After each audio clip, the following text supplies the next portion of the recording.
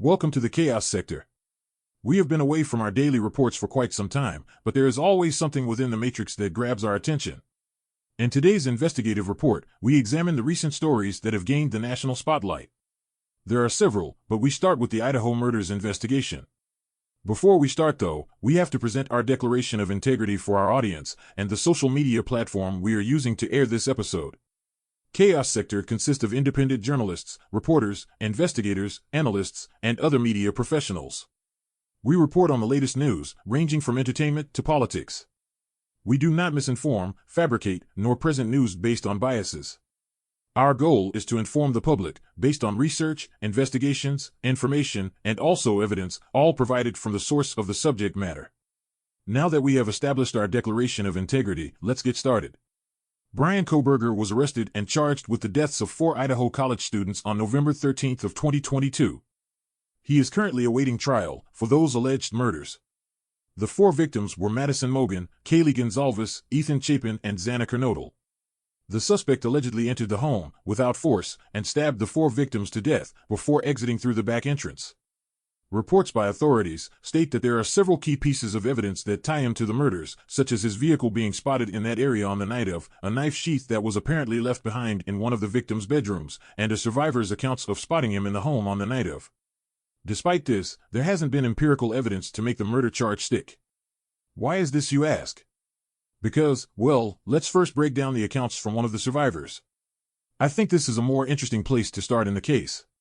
A young lady named Dylan Mortensen, one of 2 roommates who survived, told investigators that she saw a masked man leaving her home after the victims were fatally stabbed, according to court documents released on Thursday.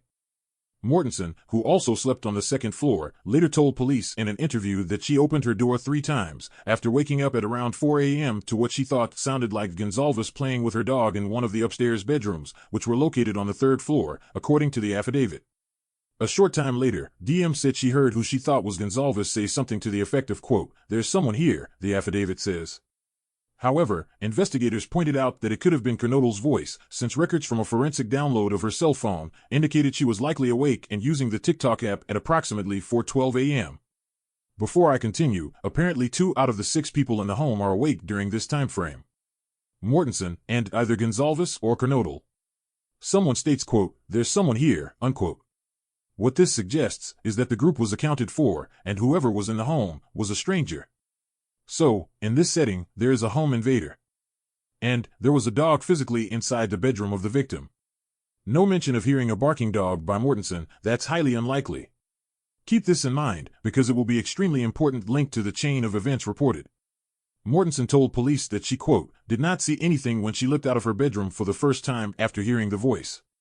When she opened her door a second time, after hearing what she believed was, quote, crying coming from Kernodle's room, Mortensen said that she heard a man's voice say something to the effect of, quote, 'It's okay, I'm going to help you,' according to the affidavit. Let's address this setting briefly. If she heard her friend crying and a man's voice, shouldn't she call the police at this point? The voice was not from one of her male friends in the home, so obviously her friend is in danger. Speaking of a male, apparently Ethan Chapin, who was Kernodle's boyfriend, was murdered with Kernodle witnessing it. Would this explain her crying? And the suspect stating, quote, "It's okay, I'm going to help you." Meaning, Mortensen assuming it was Kernodle's cries and a man's voice that she did not claim was Ethan's, obviously means something has happened to Ethan, right? Ethan was in the bedroom with Kernodle, along with the dog, and the suspect apparently murdered Ethan, who was sleeping. But wouldn't this mean that the suspect had somehow prevented Kernodle from waking her boyfriend up to protect her? Remember, Kernodle was apparently awake during this time, so how did the suspect murder a sleeping Chapin before Kernodle could wake him up to fight off the suspect? Mortensen claiming she heard cries from one of her peers, and the suspect speaking to her, meant that Chapin was either killed at this point, or the suspect merely silenced Kernodle first, then proceeded to stab Chapin to death while he slept. What do you think? This setting couldn't have played out the way Mortensen describes. There is a lot of suspicion with her accounts, and that spells trouble if you ask me. Once again, this setting will be important as the report unfolds. Mortensen said that she heard crying again later and opened her door for the 3rd time, investigators said in the document. When she looked out, Mortensen told police that she saw a figure clad in black clothing and a mask that covered the person's mouth and nose walking towards her. She described the person as a man, standing at either 5 feet 10 or taller, who was not very muscular, but athletically built with bushy eyebrows. The roommate told police that the man walked past her while she stood at her bedroom doorway, frozen in shock, as he proceeded to exit the home through a sliding glass door at the back entrance.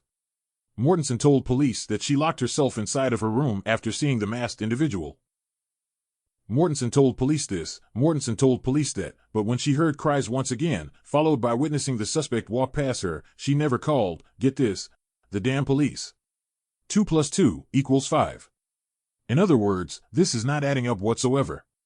Okay, there's a lot here that needs to be broken down, from an objective take as always. First of all, Mortensen has experienced a home invasion, right? We focus on this time frame in the home first. If she heard one of her peers state, quote, "There's someone here," doesn't this warrant concern for everyone's safety? If so, then immediately the authorities should be called. If that wasn't enough to drive Mortensen to act, then surely hearing one of your peers crying, and a stranger's voice should, right? Yet at no point during this setting, by Mortensen's own accounts, did she decide to notify the authorities of obvious danger in the home. Before you suggest that Mortensen was so-called frozen in shock, well, she was capable of locking herself inside her bedroom, right? If she was capable based on her instincts, by locking herself in the bedroom to hide, surely the next step would be to call the authorities, which is the next instinctive action to take, right? Well, this call to 911 came approximately 8 hours later.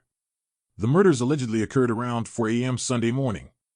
You do the math, it would be around 12 p.m. noon when the survivors decide to call the authorities? What could take them so long? Well, let's give it a bit of context to explain the 8-hour gap. At some point, Mortensen and we assumed the other survivor, Bethany Funk, had observed their peers in their bedrooms. Based on Mortensen's accounts, they assumed they were passed out, due to perhaps being drunk the night before. During this time frame, a call to other peers was made, who arrived at the home some time later. Now there is nothing wrong with Mortensen and Funk notifying other friends regarding this issue, but it's not the primary action to take. Maybe those peers needed medical attention, right? If these are your friends, and you are concerned they are passed out, shouldn't you seek medical assistance? Of course. Approximately 12 p.m. Sunday is when there was a call to the authorities. Keep in mind, the peers did not, I repeat, did not, call the authorities based on discovering their peers were dead. It was when the authorities arrived at the home and discovered this. The question, of course, is why did the peers decide to call the authorities at this point instead of earlier? If it's based on the same concern which led them to call the cops, where was this concern perhaps 7 hours prior? Remember, they did not call the cops because they discovered their peers were dead, they called the cops assuming their peers were unconscious. Also, there is no timestamp of when Mortensen physically discovered her peers, quote, passed out. Surely this was asked by the detectives, right? Quote, at what time did you notice your friends were unconscious? Unquote. Quote, I would say around 4:30 a.m., unquote.